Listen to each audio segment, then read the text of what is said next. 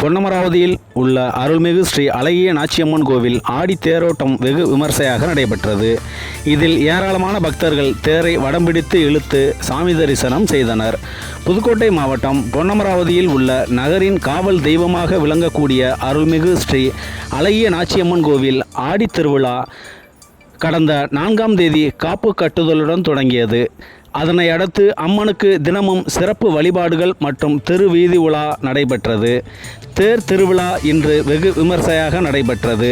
சிவகங்கை, திருச்சி, மதுரை உள்ளிட்ட மாவட்டத்தின் பல்வேறு பகுதிகளைச் சார்ந்த பக்தர்கள் மற்றும் சுற்று வட்டார கிராமங்களைச் சார்ந்த 1000த்திற்கும் மேற்பட்ட பக்தர்கள் கலந்து கொண்டு மா, பலா, வாழை என முக்கணிகளால் அலங்கரிக்கப்பட்ட தேரை வடம்பிடித்து இழுத்து ஓம் சக்தி பராசக்தி என்ற கோஷத்தோடு இழுத்தனர்.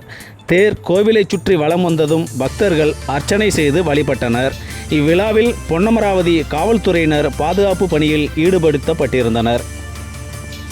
இதுபோன்ற செய்திகளை உடனுக்குடன் தெரிந்து கொள்ள ஸ்ரீமதி டிவி யூடியூப் சேனலை சப்ஸ்கிரைப் செய்யவும்.